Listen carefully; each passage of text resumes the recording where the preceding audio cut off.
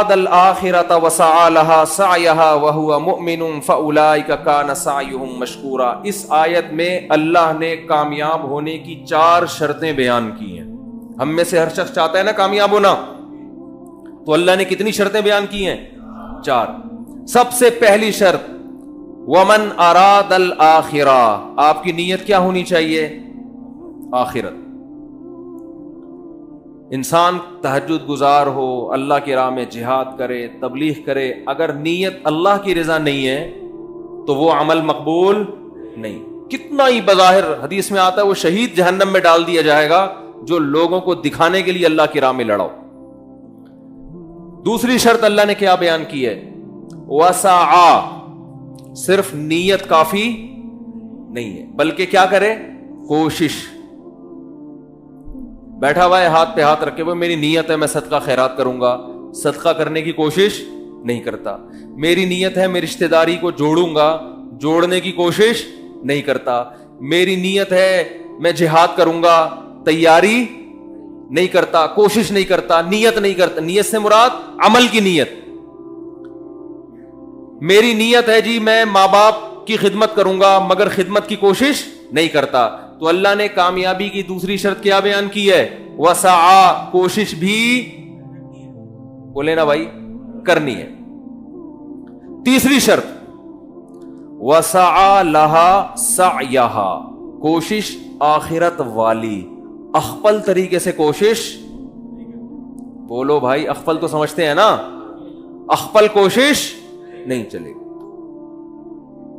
اب دیکھو فجر کی 2 رکعتیں ہیں نا, اگر میں کہوں کہ یار ایک اور ملا لو ساتھ میں 3 پڑھ لو, بھائی میں کوئی غلط تو نہیں کر رہا نا کہ نبی امام نے 3 پڑھائی پبلک پکڑ لے گی امام کو, بھائی امام صاحب آپ سے بھولے سے ایسے ہوا ہے. امام صاحب کہتے ہیں استغفر اللہ, بھولے سے نہیں, میں نے جان کر پڑھی ہیں 3 رکعتیں. کیوں بھائی امام صاحب جان کر کیوں پڑھی؟ بھائی میں نے اس لیے پڑھی ہیں کہ 2 سجدے پہلی رکعت میں, 2 دوسرے میں, 2 اگر گریبی میں لگا دو تو کیا جا رہا ہے بھائی؟ 4 تو اللہ کی طرف سے فرض ہیں, 2 ہماری طرف سے کیا ہو گئے؟ گریبی ہو گئے.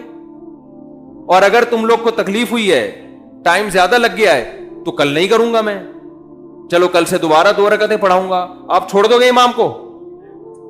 بولے گا بھائی دوبارہ پڑھا نماز, بلکہ آپ تو کہو گے پتہ نہیں عقیدے اس کے صحیح ہے بھی یا نہیں ہے, دوسرا امام لاؤ بھائی. اب وہ دلیل میں یہ دینا شروع کر دے کہ منع دکھاؤ, کہاں تیسری رکعت سے نبی صلی اللہ علیہ وسلم نے منع کیا ہے, کہاں نبی صلی اللہ, اور عقلی دلیل یہ دے کہ نبی کیسے اللہ کے سامنے سجدہ کرنے سے روک سکتے ہیں؟ ہم تو 4 کے 6 سجدے کر رہے ہیں.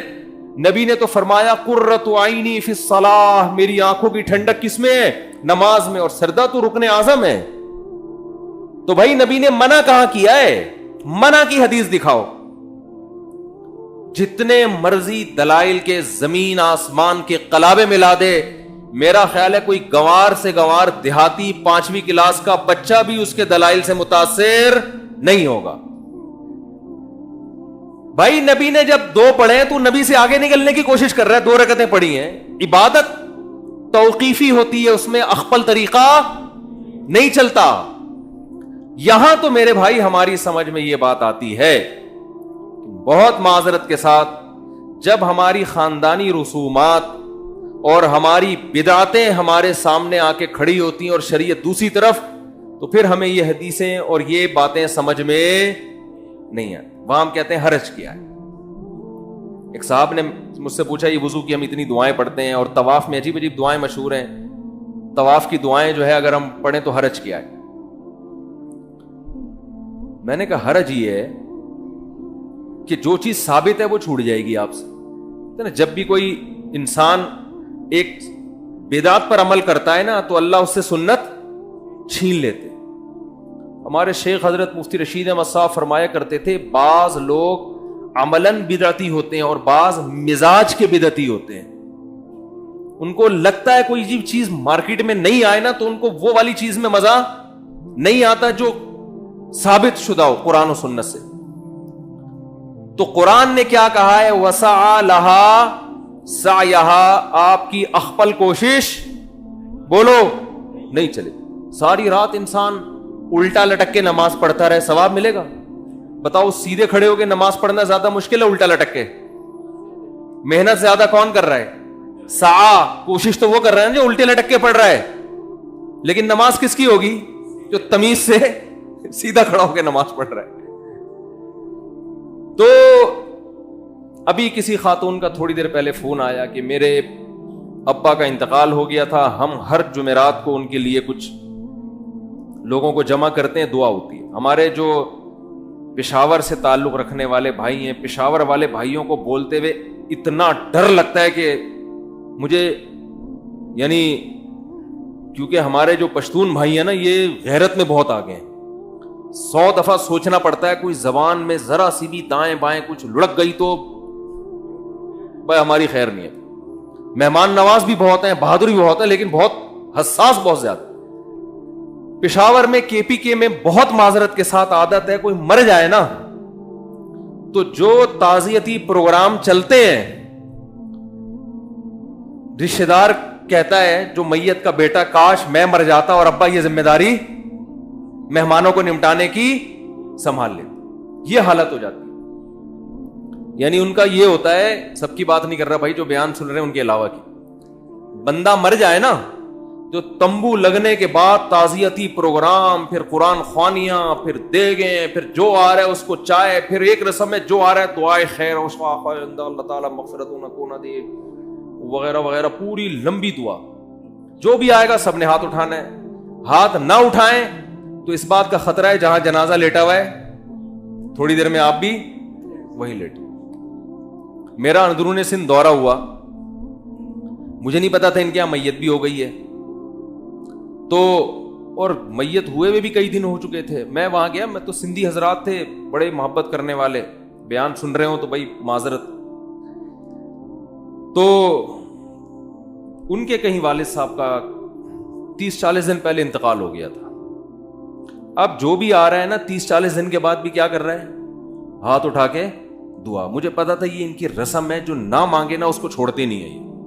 یہ 3 دن ویسے ہی تعزیت, اتنا لمبا غم کو کھینچنا شریعت میں ویسے بھی نہیں ہے نا. میں نے ارادہ کر لیا, میں نے کہا میں بس اخپل طریقے سے دعا مانگوں گا, ہاتھ نہیں اٹھاؤں گا. میں نے ان سے کہا, انہوں نے مجھے کہا وہ ہمارے ابا کا بھی انتقال ہو گیا تھا, ذرا دعا کر دیں. میں نے کہا دل سے دعائے اللہ ان کی مغفرت فرمائے, ان کے درجات کو بلند فرمائے, ان کو ترقیاں. اتنی میں نے اپنے ابا کے لیے شاید دعا نہیں مانگی ہوگی جتنے ہاتھ اٹھائے بغیر ان کے ابا کے لیے دعا مانگی.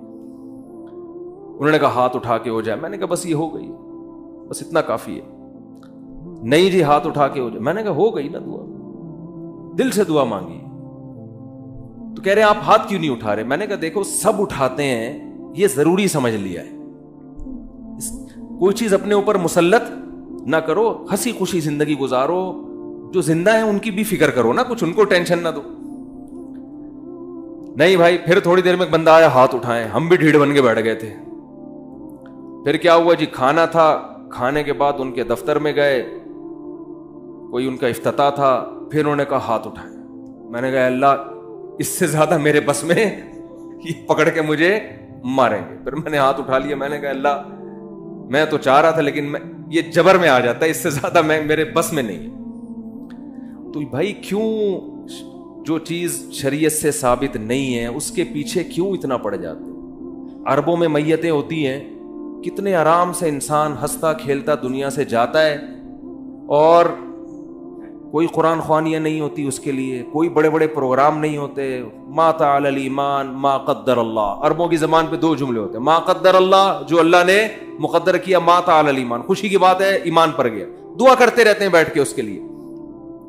ہمارے ہاں کیا پروگرام, تمبو لگتے ہیں, وہ آ رہا ہے, پھر جا رہا ہے کوئی, پھر وہ جو بیچارے جو پیچھے لواحقین ہیں, مجھے خود KPK سے فون آتے ہیں, کہتے ہیں ہمارے ہاں مفتی صاحب میت ہو جائے اتنا.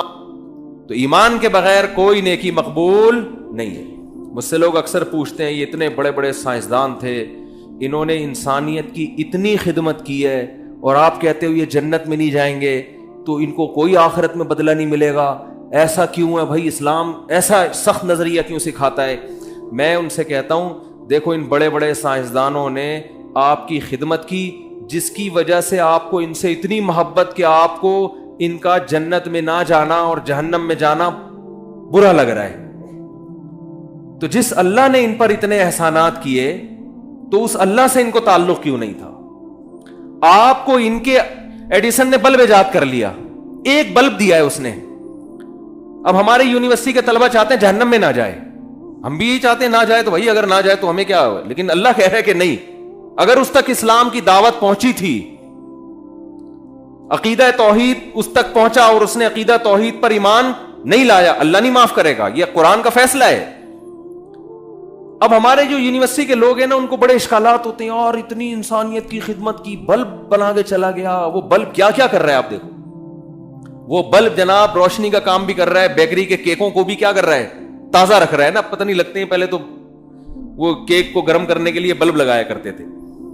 تو کتنی خدمت کر کے چلا گیا وہ، اور یہ مسلمان لوگ کہتے ہیں کہ وہ جنت میں نہیں جائے گا.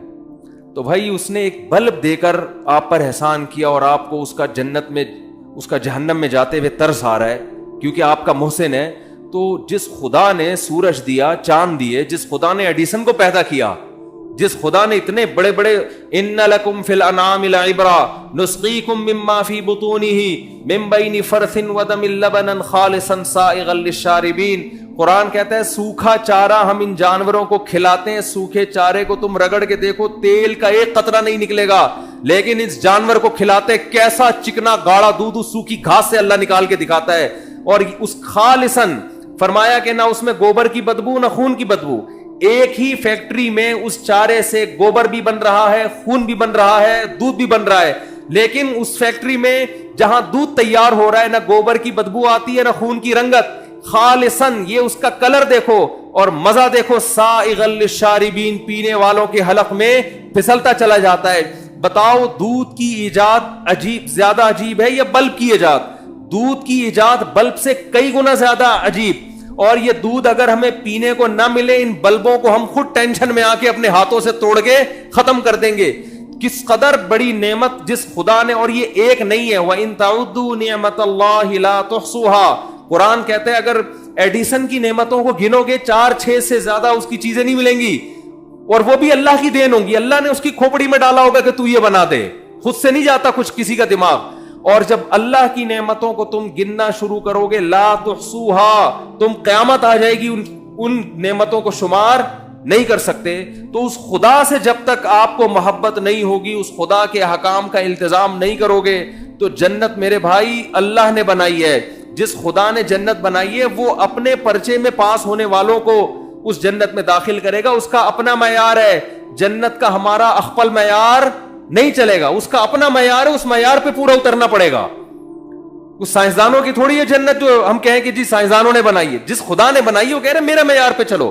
ایک چھوٹی سی بات کر کے اپنے بیان کو ختم کرتا ہوں. دیکھو آپ گھر سے باہر بہت اچھے ہیں دوستوں میں، باپ آپ کو اچھا جب کہے گا جب آپ باپ کے ساتھ اچھے ہو، دوست آپ کو اچھا جب کہے گا جب آپ دوست کے ساتھ اچھے ہو. اچھائی اور برائی کا جو معیار ہے وہ ہر ایک کا دوسروں سے مختلف ہے. بیوی آپ کو اچھا جب کہے گی جب آپ، جو بیویاں میرا بیان نہیں سن رہی ان کی بات کر رہا ہوں، جو خواتین یعنی لوگوں کی جو بیویاں، آپ کا پتہ نہیں کتنی بیویاں مولوی صاحب نے رکھی ہوئی ہیں، تو لوگوں کی بات کر رہا ہوں کہ عورت اس شوہر کو اچھا کہے گی جو پوری توجہ کس کو دے، بیوی کو. لیکن ساس اس شوہر کو اچھا، اس بیٹے کو اچھا کہے گی جو پوری توجہ کس کو دے، ماں کو. تو میرے بھائی ہمارے ہاتھ میں اگر جنت ہوتی تو پھر ہمارے معیارات دوسروں سے مختلف، ہر شخص کا اپنا معیار. جنت چونکہ اللہ نے بنائی ہے لہذا معیار بھی کس نے رکھا ہے، اللہ نے. اللہ کہتا ہے جو سب سے پہلے میرے ساتھ مخلص ہوگا اس کو میں جنت میں داخل کروں گا. تو یہ اللہ کا معیار ہے. تو اللہ نے 4 شرطیں بیان کی، یاد رہیں گی.